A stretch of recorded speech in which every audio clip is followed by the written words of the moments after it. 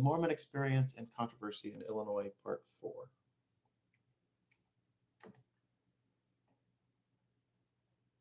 The destruction of the dissident newspaper provided the anti-Mormons with an excuse to attack Nauvoo.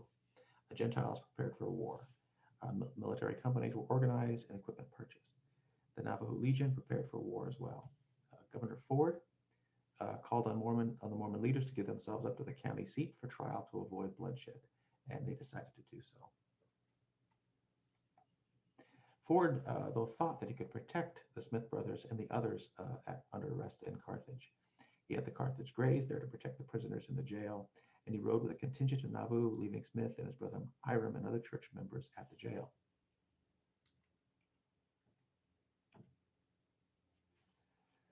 Unknown to Ford, a plot had been hatched by disappointed Gentile militiamen who were aching for a fight with the Nauvoo Legion. They conspired with the Greys to kill Smith, and they did so on the evening of June 27th, killing both Joseph and Hiram. And the killings took place at the Carthage jail. Here's a couple of images of the Carthage jail.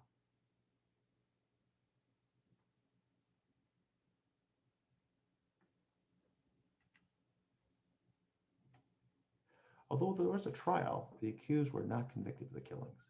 Also, the General Assembly repealed the Nauvoo Charter in 1845. The city now had no government.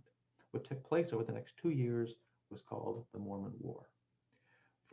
Ford would visit Nauvoo twice to try to calm the situation between Mormons and non-Mormons, but Mormons really weren't the problem. Elements of the Gentile community attacked Mormons, killing them, burning their homes, stealing from them. In one incident, residents of the small Mormon settlement in Lima in northwest Adams County were attacked by an anti-Mormon mob. They were basically forced out of their homes, taking only a few belongings, and the village was burned to the ground. They were sent fleeing to Nauvoo.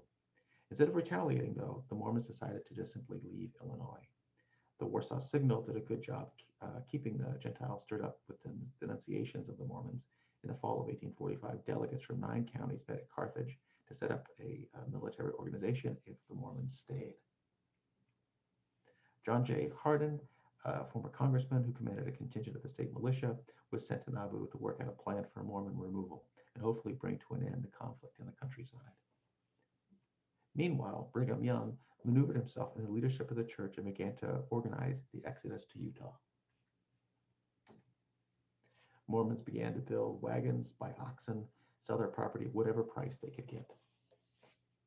In February 1846, Young led the first 400 families over the ice-covered Mississippi River. By spring, most Mormons were on their way to Utah.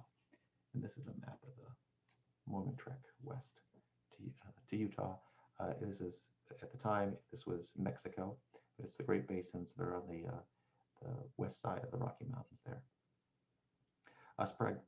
Sporadic violence broke out in July and mid-September, and a Battle of Nauvoo was underway.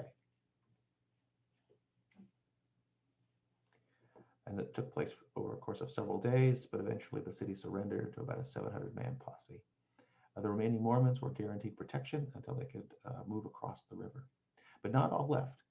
Some who stayed behind were members of the Smith family, including Joseph Smith III, who became leader of a separate Mormon denomination calling itself the Reorganized Church of Jesus Christ of Latter-day Saints.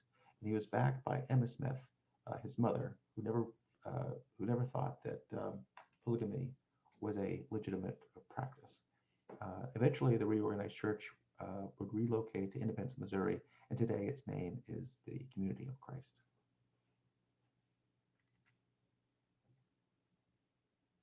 Of course, there are a variety of factors helped explain why the Gentiles forced the Mormons out, and also why the Mormons left without more of a concerted fight. They did have a large militia after all, and they could have been a good match for the local militias. In essence, the anti-Mormon coalition in the western counties of Illinois were successful undermining Governor Ford's authority. Also, they were just as successful at asserting their own claims to local control. In their minds, the anti-Mormon old residents, were legitimate, not the Mormons and not Governor Ford. Ford had tried several times to assert his authority to bring peace to the clashes between Mormons and Gentiles. He and his administration tried to prosecute the alleged murderers of Joseph and Hiram Smith. He also used the state militia to break up a wolf hunt advocated by county governments. He thought that this was just an excuse to attack Mormons in the countryside. The Warsaw Signal and the Sangamo Journal argued that Ford was overreacting and seeking Mormon votes. To the anti Mormon coalition, Ford was not to be trusted. This fed into a kind of home rule ideology that is somewhat foreign to us today. We accept the federal and state government in its authorities in a way that many Americans of the antebellum period would find intolerable. This is a period in which sovereignty resided with the local white male Protestant native population. Mormons, Irish, Catholics, blacks, Indians were not real Americans, so to speak. Of course, many of the Gentiles in Hancock and Adams County were recent settlers to the region, just as the Mormons. However, ideology often overrides obvious contradictions. During the antebellum period, one could reasonably argue that Native Americans, Indian peoples, had a claim to their lands in Illinois, Georgia, and other places east of the Mississippi River. But Indian removal seemed to be justified by the local white population. This was a kind of popular sovereignty for white men. I haven't gotten into any great detail about this, but efforts of the Gentiles to challenge Mormon power over the years, they did make use of various institutions at their disposal, elections, courts, the governor's office. But when all these institutions failed, violence and mob action seemed reasonable. And it's also important to keep this within the context of what was going on in the antebellum period and other areas too. So I briefly mentioned Native Americans. There's Indian removal that's taking place in the 1840s, the Trail of Tears that you're reading about in your textbook. And there's also a demonization of the Irish who are coming into the country in the 1840s and 1850s, as well as the Chinese arriving on the West Coast during the gold rush in the 1840s and the 1850s.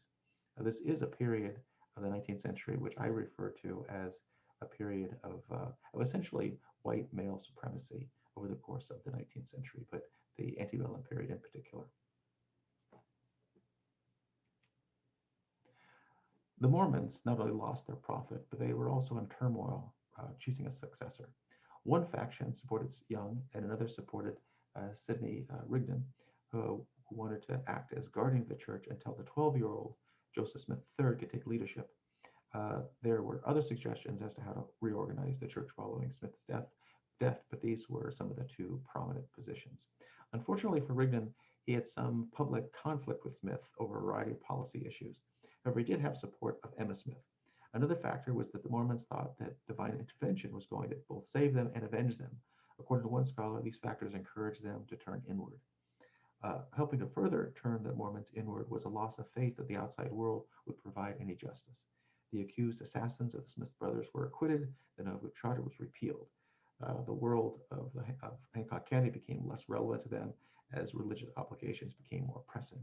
And the removal from the state became more desirable and inevitable with time. A major priority was to finish the temple so that they could complete their ceremonies. They would defend Nauvoo for these reasons, but would leave a short time after. Once their religious rites were completed, the vast majority of Mormons just simply left for Utah.